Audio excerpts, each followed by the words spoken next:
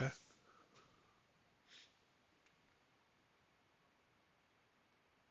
Do we set up a trap at the farm for the thieves' return tonight, or we venture deeper into the woods following the tracks? Hmm. Kind of squishy. I use my brain more than I use my brawn. So I think I would try to set up a trap. I apologize, everybody. I'm just yawning like crazy. All right, 56-1.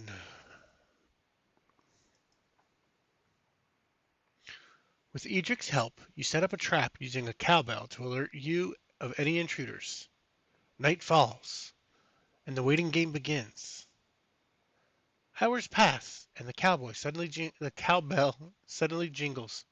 Two shadowy figures approach the table. Uh, I didn't mark my long rest, so let's make sure that that's good. Um, Long rest.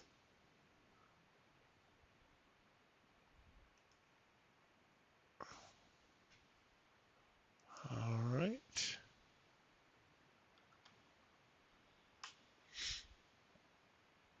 Uh, do I spring the trap immediately or wait to identify the thieves? Um, I feel like I would wait because it's me. I'm trying to think. I'm being patient. You remain patient as the fast figure enters the trap and recognize him. It's someone from the village. It must be Jorik. The second figure is much more heavily armed. You let a few more moments pass and spring the trap as the unknown enters. Snap! Ropes spring up from the ground and entangle the second figure. Jorik jumps, throwing his weapon to the ground and holding up his hands. I didn't mean to do that. Please don't hurt me. 56-5. With the two bandits in custody, they quickly give up the location of the stolen cattle and all animals are safely returned to Adric. Tomorrow, there will be a public trial in front of the village. 57-1. The atmosphere in the village square grows increasingly tense as the villagers gather, murmurs of discontent and disbelief filling the air. Boris, Fairhaven's steadfast alderman, raises his hand to call for silence. The crowd settles down as Bjornsson leads Jorik and his accomplice, Tommen, onto the square. Jorik takes a deep breath and braces himself. I don't deny the wrong I've done, he begins, his voice shaky but sincere. But I want you all to understand why. He meets the villagers' eyes one by one. You have all found your place in this village. Whether it's fishing, or farming, blacksmithing, you all have a way to contribute, to be part of this community. But me, I've tried. I really have. I've never been good at anything. Every day I felt more and more like an outcast, like I didn't belong. It all started that day at the tavern. It all started that day at the tavern, when I was drunkenly yelling at some of you. His eyes swept over the crowd. I was at my lowest, and that's when Tommen approached me, saw an opportunity in my resentment, and took advantage of it. He offered me a way out, a way to prove myself. But I see how misguided I was. Tommen, for his part, remains silent. Bjornsson steps up. As for this individual, he points at Tommen. He gave away nothing during questioning. He even left some occult marks on the scene of the crime. Boris, addressing you, says, your actions have brought us to this juncture, so the village respects your judgment. What do you think of Jorik's confession? Oh, jeez. Uh, support Jorik's plea, emphasizing that he acted out of desperation and was manipulated by Tommen, suggests that perhaps with guidance he could find his rightful place in the village.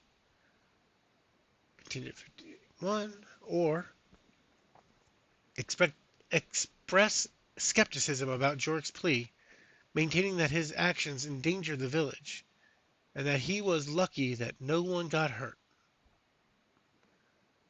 Personal hardship does not excuse criminal behavior. Continue to 58-2. Hmm.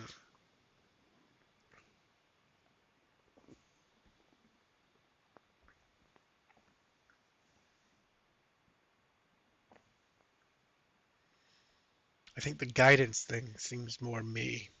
I'm a paladin after all. 58-1. While Jorik's action hurts the village, the while Jorik's action hurt the village, the pain behind his decisions is evident, and many recognize that desperate circumstances can lead even the best of people astray. I gain 1 morality point. Woohoo! Boop-a-doo. Back to 0.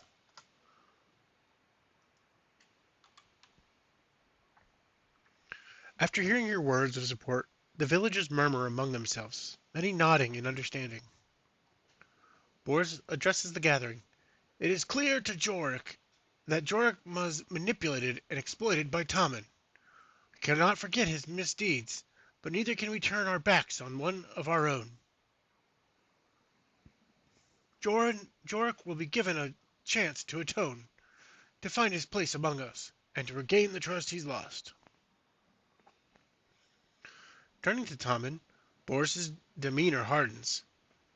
As for you, Tommen, you are hereby banished from Fairhaven.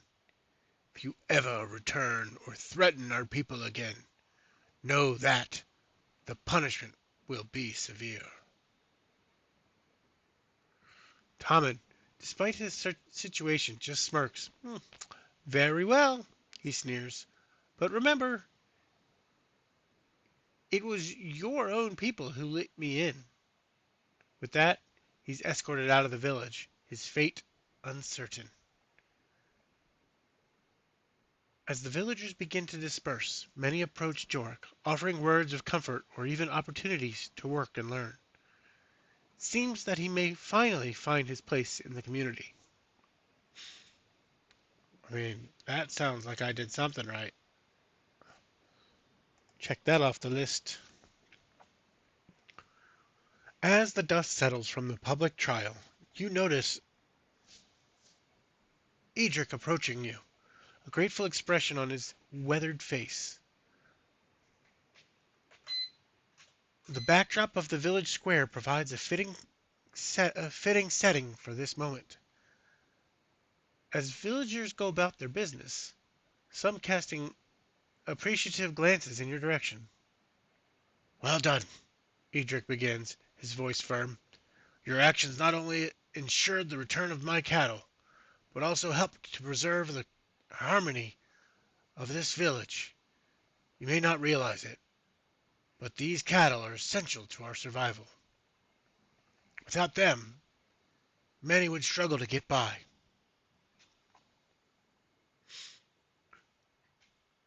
Uh, Edric reaches into a pouch at his belt and pulls out a small bag that jingles with the promise of gold. You have more than earned this. Please, take it as a token of my gratitude. He holds out the pouch. However, with a thoughtful expression, he offers an alternative. Or, if you prefer, I have this. From inside his cloak, Edric reveals a finely crafted compass. The face is detailed, and there are tiny inscriptions around the edges.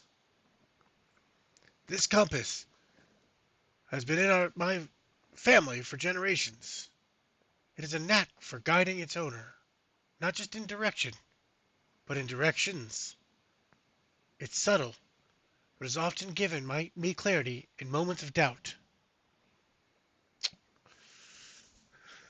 Oh man. Do I take the compass or the coinage? I'm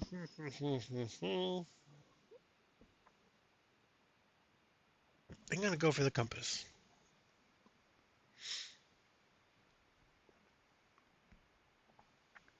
Edric smiles warmly. A heart-driven choice, he remarks, handing you the heirloom compass. Its intricately designed metal surface extrudes a faint magical aura and is cool to the touch. This compass has guided my family through many decisions, he says nostalgically. It subtly points the way when most needed. You feel the heirloom's significant weight and nod appreciatively. Use it wisely, Edric suggests. May it be as faithful to you as it was to me. With the compass now in your possession, you ready yourself to resume your journey, comforted by its potential guidance. All right, add the compass. 58 in the bestiary.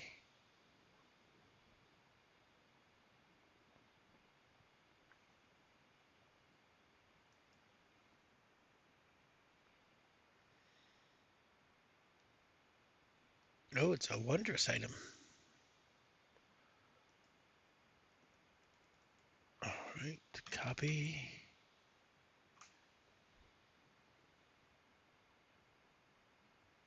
Inventory.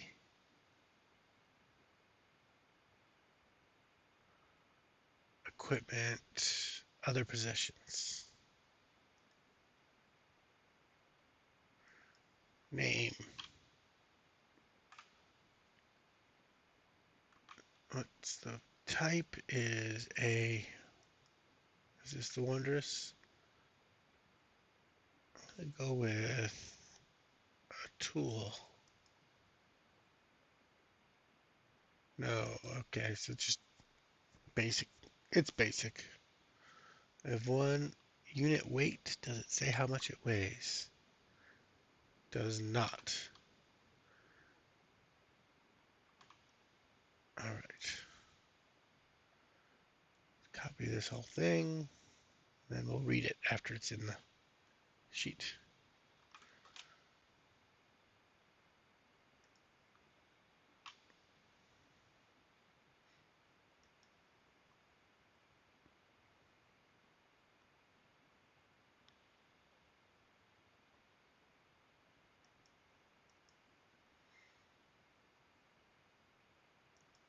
Okay, done. Let's print it.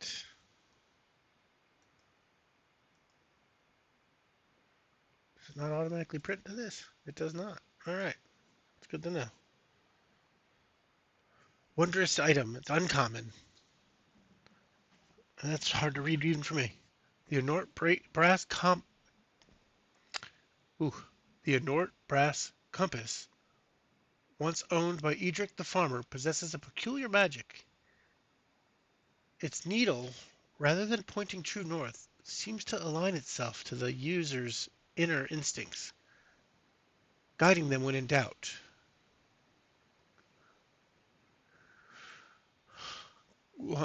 Guided decision. Once per day, when you are about to make an ability check, you can choose to focus on the compass for a brief moment. As you do, the compass needle spins rapidly before settling, filling you with a sense of clarity. You gain the benefits of a guidance cantrip for the check. Add a D4 to your roll. That's not bad. Uh, and you're about to make right before, so I have to do it before I make the check. Okay. True North, although primarily used for its magical property, The compass can be calibrated to point true north.